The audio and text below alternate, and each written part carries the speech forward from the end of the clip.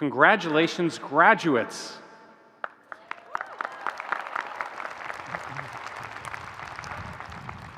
Thank you all. Thank you, President Tessier-Levine. Thank you to the faculty. And thank you to all of you students for inviting me.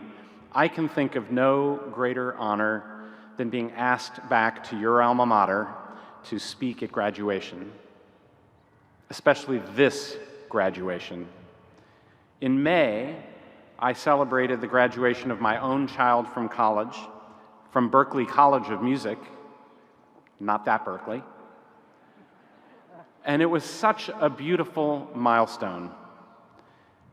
But I have to admit it was deflating to have to mark it from our family room.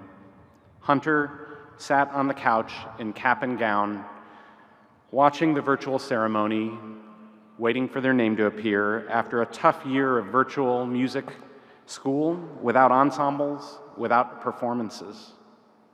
To think that a month later, just 1 month later, we could be here together with you is thrilling. The past pandemic year blew up all of our lives. So many suffered. The coronavirus has taken millions of people from this planet, and it made tens of millions more so sick they had to be in a hospital in order to keep breathing. Those with the least wealth and opportunity, those who couldn't retreat behind their screens, suffered most. But no one escaped loss of some kind. The disease grounded our planes. It closed our borders. It shuttered workplaces and schools. It took away our ability to come together to hear music, to break bread, to hold weddings and funerals, to simply let children play. It did this for an entire year. For much of the world, the worst is not past. In the first few months of 2021, more people died from the coronavirus pandemic than in all of 2020.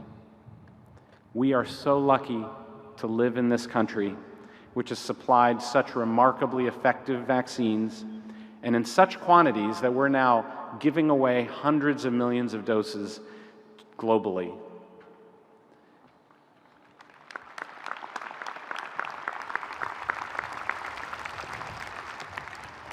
Vaccines reached so many people that against all expectations, we can gather here like this to cheer for you at graduation.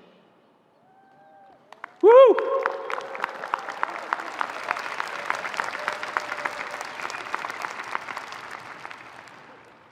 I remember my graduation one sunlit day like this years ago. I remember the joy of processing into the stadium with my friends. I remember scanning the crowd to look for the smiling faces of my family members. And I remember the annoying question everyone asks new graduates. So what now for you? And I had an answer. More school. And your answer might be the same, or it might be a job, a trip, a move back home, but the truth was that none of us knew what was ahead for us. How could we? Many of my classmates would have careers doing work that did not even exist in 1987, when we stood where you are sitting. For example, I had classmates who'd make their mark helping the people of a post-communist Russia and Eastern Europe and a post-apartheid South Africa, none of which was more than a fever dream back then. My tech friends would later take jobs with names that would have been incomprehensible, such as app designer, driverless car engineer, data scientist, chief information security officer, blogger, or for that matter, Peloton instructor. In medicine, friends later worked in unimagined fields like genomics, face transplantation, and mRNA vaccine production.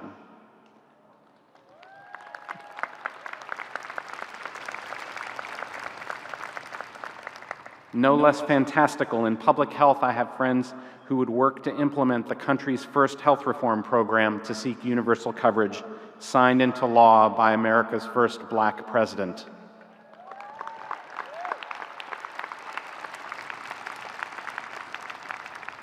My classmates would also have personal life experiences that were equally unpredictable, though more familiar. They'd fall in love, they'd fall out of love, they'd navigate sickness and injury, they'd grow families, and they'd lose family members. A few died way too soon. What now is a question you will ask your whole life. Entering medical school, I had a plan. I liked plans. I wanted to do public health research and practice medicine, so I planned to train in primary care. The specialty fit these interests, and as a bonus, it had the shortest residency program. But then my clinical rotation in surgery upended my tidy scheme. What I saw captivated me. The surrealness of opening the bodies of living people drew me in instead of pushing me away. And so did the surgeons, all of them ordinary, flawed human beings with imperfect skills, incomplete knowledge, and yet the confidence to nonetheless act and to take accountability for whatever outcome resulted. People say in moments like this, follow your passion. But how many of you even know what that is? I didn't. I had my share of enthusiasms, but sitting where you are, I wouldn't have called any of them my passion. I had no idea which enthusiasms would endure and which would fade. Over time, however, I came to be able to tell the difference between the things that merely absorbed me, the way that TikTok videos do now, and things that energized me. Seeing the difference took a while. Coming to Stanford from rural Ohio was mind-blowing. It exposed me to a wider range of things to do and to be than I'd known. During freshman year, my roommates and I signed up at KZSU for a late-night slot spinning records.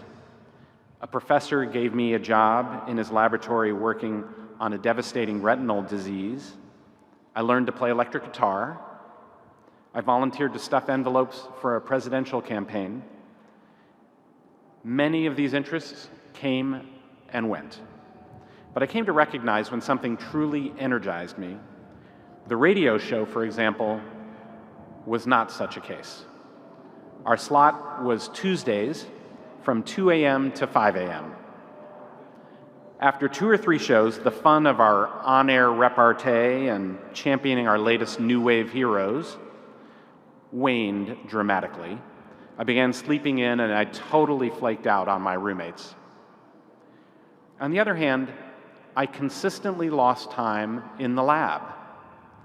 Likewise, for my late-night discussions with my political science friends, I ended up taking so many policy and political theory electives that I added a second major to my biology major. I wasn't good at anything yet, but I found a few things I was willing to work at long enough to get better, and I learned to pay attention when that happened. More recently, I attended a talk by Dr. Bob Wachter, who now chairs the Department of Medicine at UCSF. Answering a question from a graduate student seeking advice, he said something that stuck with me. He said, "Say yes to everything before you're 40, and say no to everything after you're 40." And looking back, this was pretty much what I'd done, I'd realized. In your formative years, you don't know, you can't know what will ultimately matter to you, what will grab you by the shoulders and awaken you and stay with you. So you have to be open to trying stuff, to saying yes. As you do, pay attention to what fuels you and what doesn't. You want to pull apart the experience and figure out specifically what lifted you and what sapped you. And then you want to do all you can to organize your life to do more of the first and less of the second. With me, for example, I found I was endlessly interested in getting under the surface to understand how the systems we depend on fail, the flaws of the complex systems inside our bodies, and also inside our society that cause suffering. I had experiences that revealed to me the love of getting my hands in there to tinker with the systems and figure out what was possible to fix. Knowledge was one thing, but execution was another, and I found I cared about both. In further experiences, I learned that I loved assembling the story of what happens when people try to fix systems failures, how they succeed, and how they don't. For a long time, that meant I was pulled in three directions: to surgery, public health, and journalism. Over and over, people told me to choose. These things didn't fit together, they'd say. And for a very, very long time, they were right. They didn't fit together. All I saw was that each separately added something that fed me. And eventually, each fed the other. Surgery showed me the day-to-day reality of illness and our inadequate health systems. Writing let me investigate the flaws and ways to address them. And public health training showed me how to design systemic solutions and deliver them at population scale. For example, to deliver a team checklist for safer surgery that's now been adopted worldwide and saved more people from death and disability than car accidents inflict. Or to design a structured conversation between clinicians and patients with serious illness to ensure that treatment plans incorporate people's priorities for their lives besides just surviving. Or to build mass vaccination centers and COVID testing programs to help us escape from this pandemic. Every few years, I've faced a pivotal choice that scared me. One was deciding to train in surgery instead of in internal medicine. The training was 8 years instead of 3 years. My wife, Kathleen, we met here at Okada House, was pregnant with our first child. Surgery was not a natural cultural fit for me. My mentors in public health thought the direction was baffling, but still there'd been that pull during 3 months on service. So I told myself that I could transfer out if it didn't work, and I said yes to surgery. 3 years later, I also said yes to writing, yes, a blog on the side. And then during a 2-year research period with only light clinical duties, I said yes to a chance to write longer pieces for the New Yorker magazine. A few months after I returned to full hospital duties, a publisher offered me the chance to expand those pieces into a book. And I remember the day at the hospital that I said yes into the phone and accepted the contract. It was later when I got home that night, it was late when I got home that night. I had 3 children by then, and they were asleep upstairs. And suddenly, I was flat on my back in a panic on the living room floor. What did I just commit to doing? How in the world was I going to deliver during residency? Kathleen, my wife, had thought it was crazy too, but she reminded me that I had already demonstrated the energy to stay up an extra hour or 2 each night, or to steal time between operations to write. So I stilled my pounding heart. I kept making time for what energized and motivated me, and kept trying to remove time from what beat me down. And this meant doing things that didn't fit with my plan, or the images that others had of me. But I never regretted it. I've had great luck and privilege just to have the opportunities I've had, like even trying to do surgery or to write.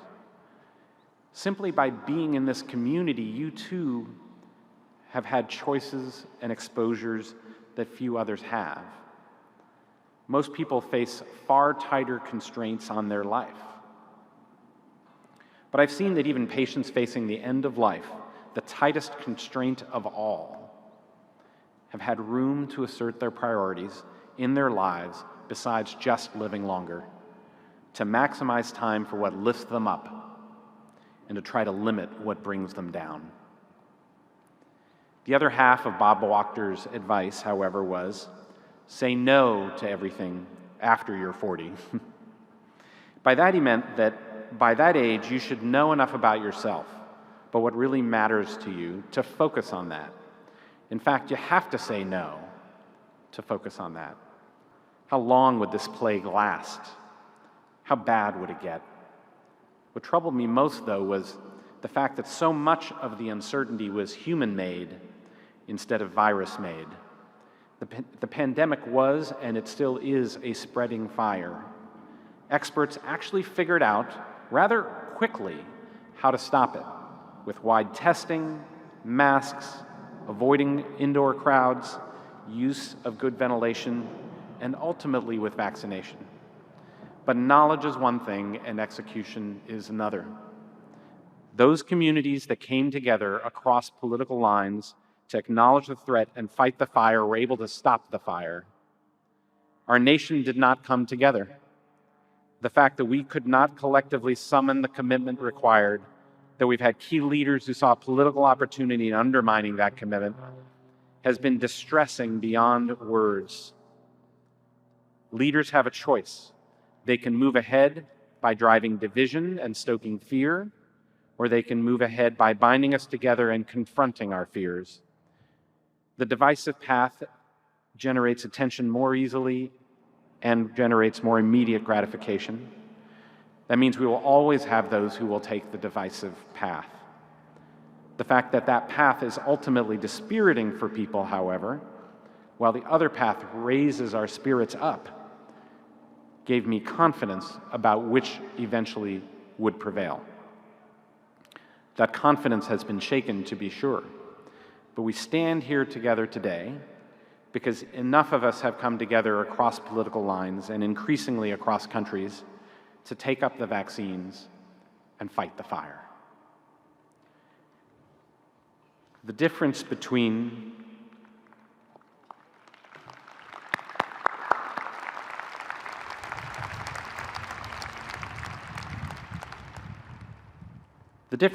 these two paths is worth remembering as we each encounter that what now question in our lives, that question about what we individually will commit to next. All of us are seeking how to express our worth, and everyone does have worth equally with everyone else as human beings. We do just by being here in this world. To discover how to express that worth, you just have to keep saying yes until you've found it. And if you do that, you will find it. But the better choices are not often the easiest or most enjoyable ones. The most meaningful goals are usually slow to achieve. They're also usually the ones that bind people together rather than push them apart, that feeds not only your purposes, but feeds their purposes.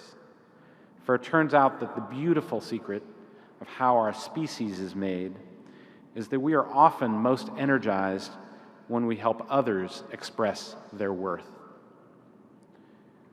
That truth is easy to miss behind our screens, watching the news, when separated from one another. But it is the reason why we all of us here have gathered, and why we hold such confidence in you.